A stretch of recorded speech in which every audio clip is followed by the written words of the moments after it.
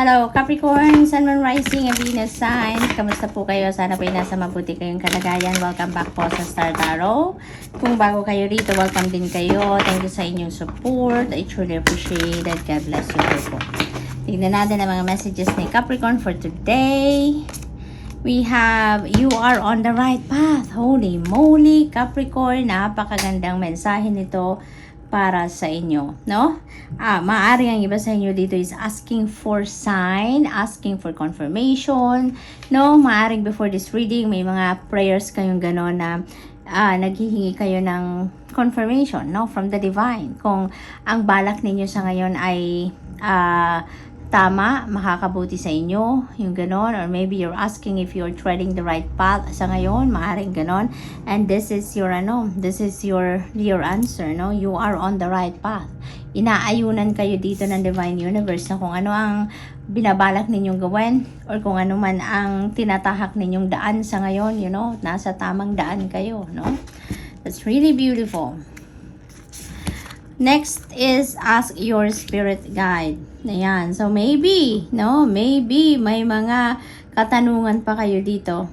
Iba pang katanungan, and maybe your spirit guide is going to give you the answer to that, no? Kaya, iniimbitahan kayo dito na tanungin ninyo, no? Mag-pray kayo sa inyong spirit guide and ask your guide, no? Kung tama nga ba ang inyong gagawin, kung tama nga ba ang iniisip ninyo, no? Kung saan kayo dapat papunta, no? Maybe along those lines din ang mga gusto ninyong malaman din sa ngayon, no? Aside from this, no? Maaring meron pa kayong ibang concerns dito na kailangang malinawan kayo, no? And your spirit guide can be the one na magbibigay sa inyo ng sagot para dyan, ng clarity about that concern ninyo. Heal the past and fix tomorrow. Ayan, Capricorn, ang iba sa inyo dito, maybe meron pa kayong mga bagahe, no? May mga painful memories siguro kayo in the past, no? Sa mga past relationships ninyo, and maybe, you know, matagal na ninyong bit-bit yan. Maaring matagal nang nasa dibdib pa rin ninyo ang mga painful experiences na yan ninyo sa buhay.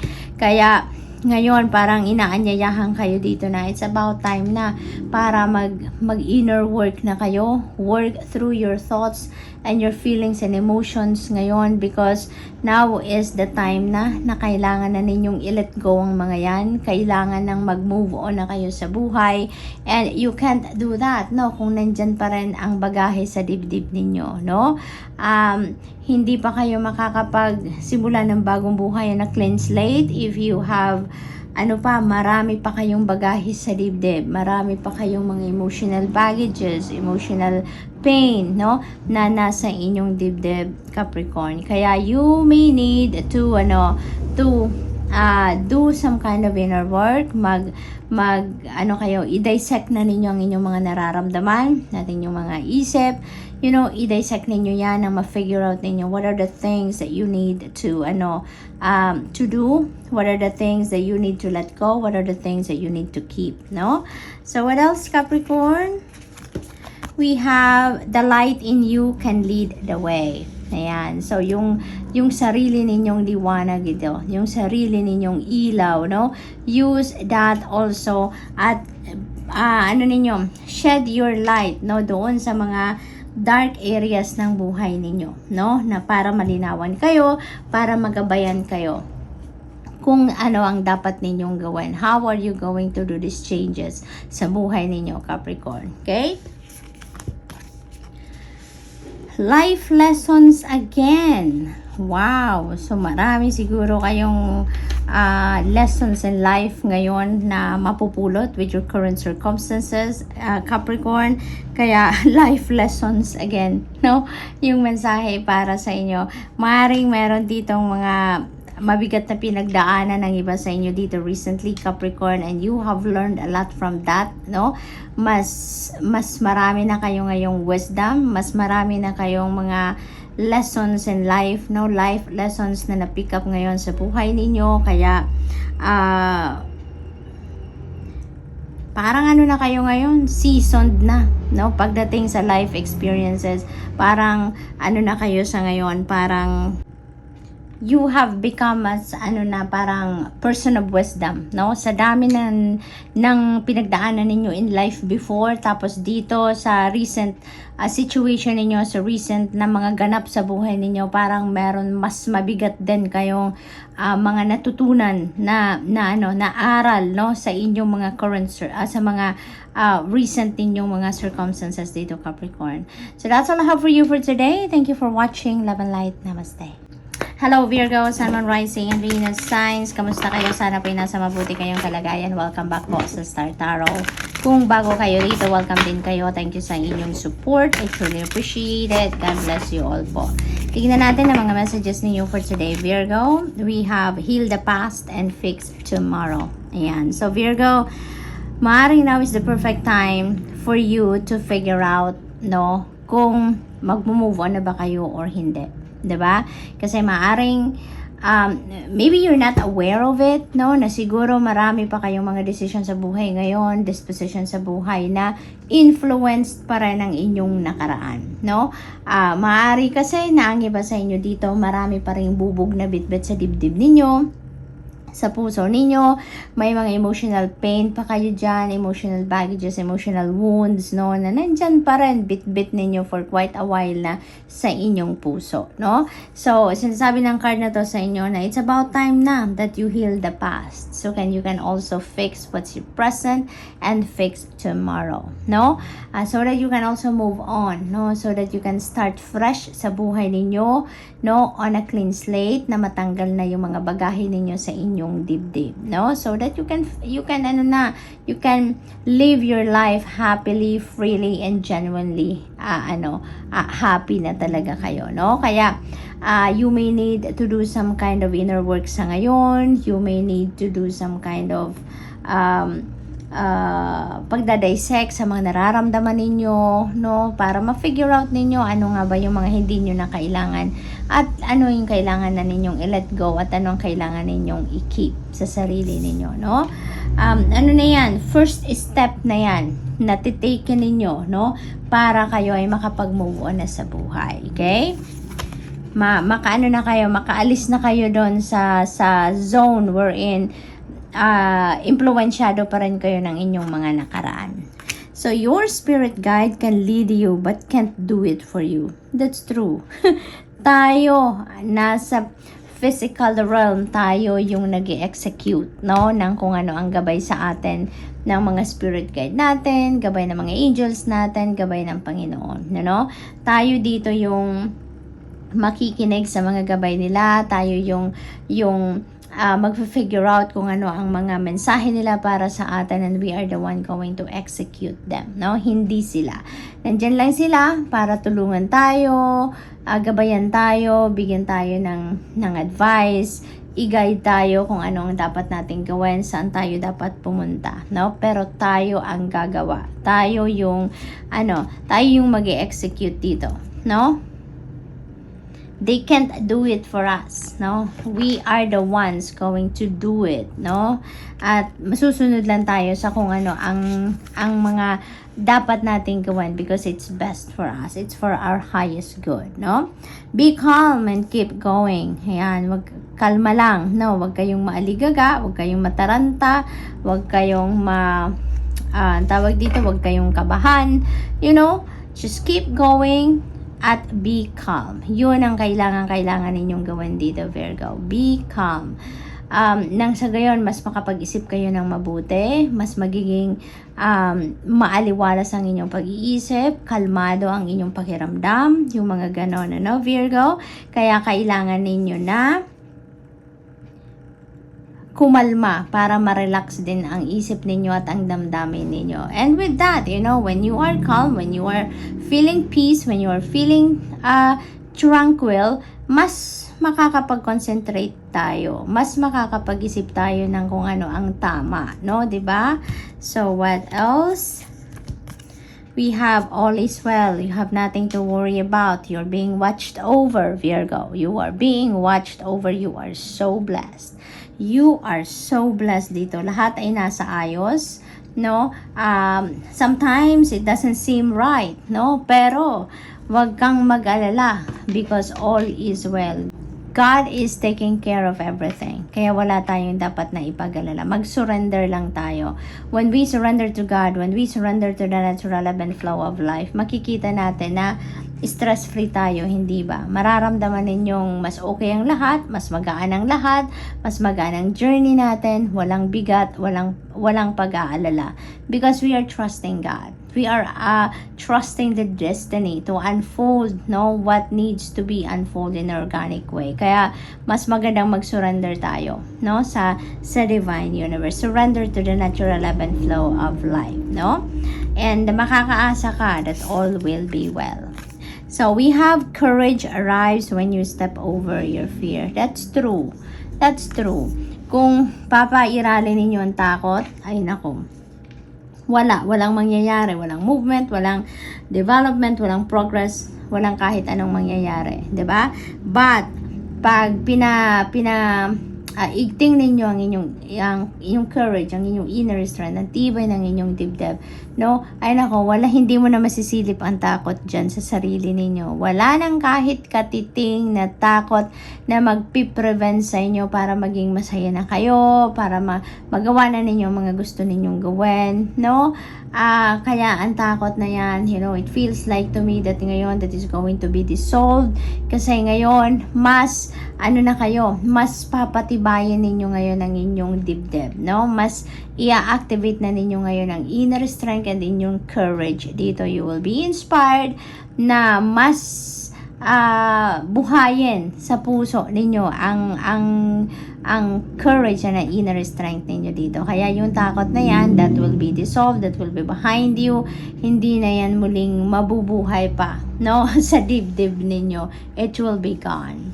So, what else? We have go within. Ayan. So, maaring ang iba sa inyo dito ay may mga importanteng mensahe na kailangang ma-access ninyo. You may be too busy. Maybe you're always preoccupied. Maybe marami kayong iniisip. Kaya hindi ninyo naririnig ang mga divine guidance para sa inyo. Hindi ninyo na-access ang mga intuitive messages na binibigay sa inyo ng spirit realm. Kaya you're being advised here to go deep within, no?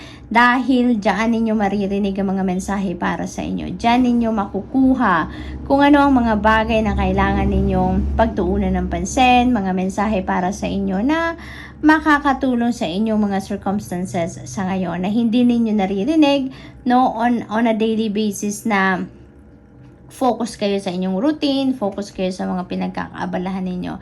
So ngayon, you're being invited here to go deep within, mag-introspection kayo, mag-reflection kayo, mag-meditate kayo, mag-prayer mode kayo. Because when you quiet your mind, when you relax your body, diyan papasok ang lahat ng mga mensahe ng spirit realm para sa iyo. Doon ninyo yan maririnig. Doon ninyo madidiskubre ang mga bagay na kailangan ninyong madiskubre about yourself or about those mga bulong sa inyo ng inyong higher consciousness, ang bulong ng inyong intuition. Diyan ninyo yan maririnig, no?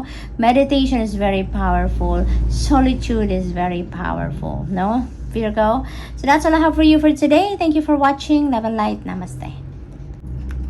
Hello, Taurus, Sun, Moon, Rising, Venus signs. Kamusta po kayo? Sana po nasa mabuti kayong kalagayan. Welcome back po sa Star Tarot. Kung bago po kayo dito, welcome din kayo. Thank you sa inyong support. I truly appreciate it. God bless you all po. Tignan natin ang mga messages ninyo for today. Taurus. Paunang mensahe ninyo, ask your spirit guide. Na yan. So, you know what, Taurus? Siguro meron kayo dito meron kayong mga concerns ngayon sa buhay ninyo, no? Sa iba't ibang parte ng buhay ninyo or maybe in one area. Pero maaring confused kayo, maaring hindi ninyo malaman ang gagawin ninyo, maaring ganon.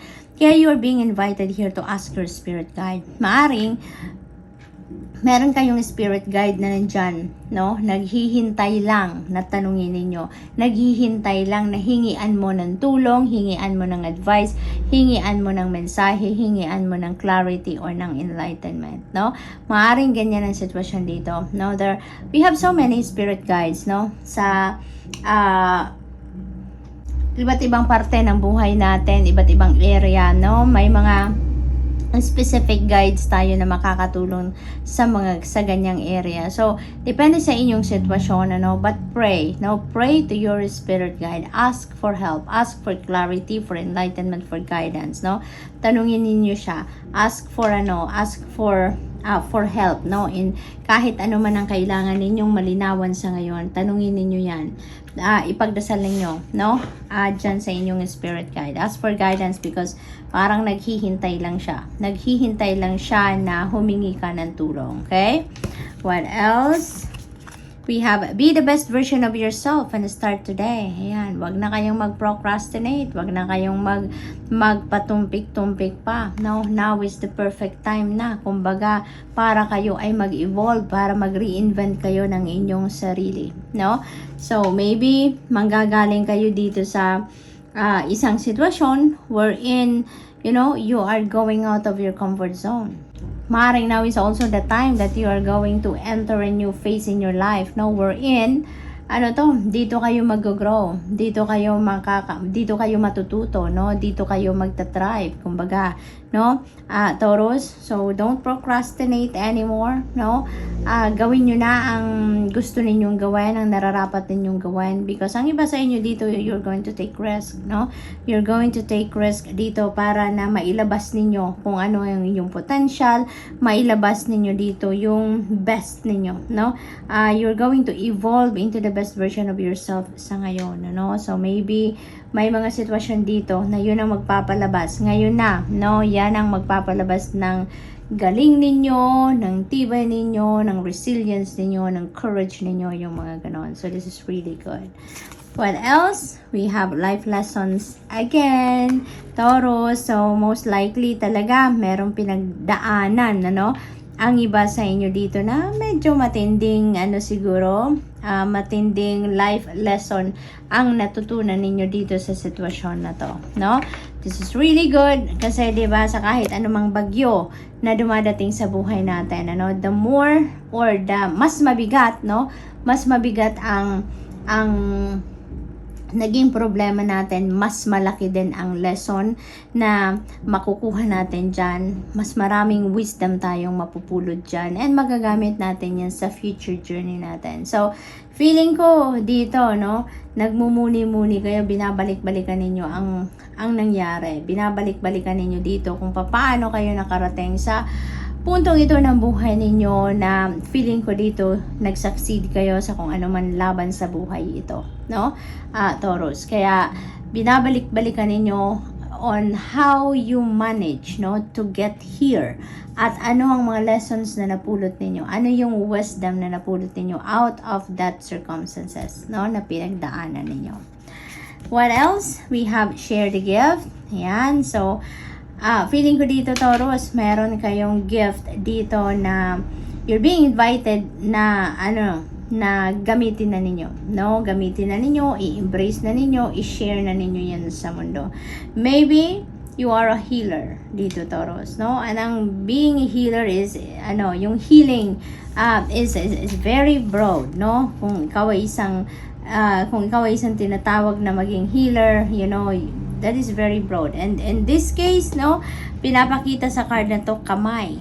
So, maaaring you are a healer na gagamitin ninyo ang inyong kamay. The power is in your hands, no, dito sa gift na ito. And maybe you're being asked here now to enter that, that world of healing, no? Gamitin nyo na ang inyong healing power dito to serve the world, to heal the world, to heal the people around you, no, in any way na kung anong klaseng healer kayo, kung anong klaseng panggagamot ang gagawin ninyo dito, no? So, using your hands dito, it feels like to me that this is your purpose in life.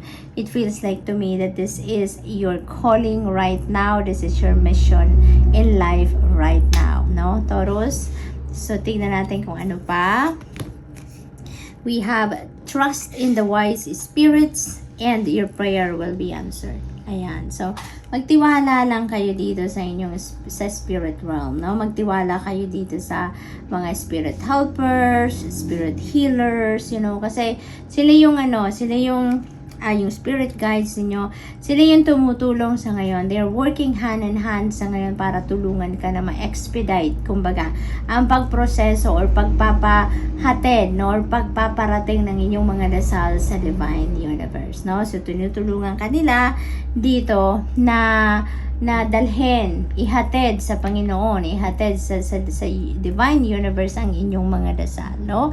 So they are working with you sa ngayon. So you are so blessed. Heal yourself to heal the world. Ayan, so Taurus, maaaring meron kayong mga mga sitwasyon din sa buhay ninyo na hindi pa rin din kayo healed, no? So before you can heal the world, no, before you can share that gift, you need to work on yourself first, no? Para malinis kayo, no? Wala kayong bubog sa puso ninyo, wala kayong mga iniindang sakit, no? Sa physical na aspeto, no? You need to heal yourself first before you can heal the world. Kasi papaano nga naman kayo manggagamot kung kayo nga ay hindi pa rin maayos, hindi pa rin kayo nagagamot, hindi pa rin kayo nakakapag-move on din. Marami pa din kayong bagahe sa inyong energetic field, 'di ba? Kaya kailangan ninyong gamutin muna ang inyong sarili. Work on yourself first, no? This is in preparation doon sa mission ninyo sa buhay, no? Na mag-heal kayo ng mundo, tutulungan ninyong maggamot ang mga taong nasa paligid ninyo. So before you can do that, no, you need to work on yourself first. So Taurus, that's all I have for you for today. Thank you for watching. Love and light. Namaste.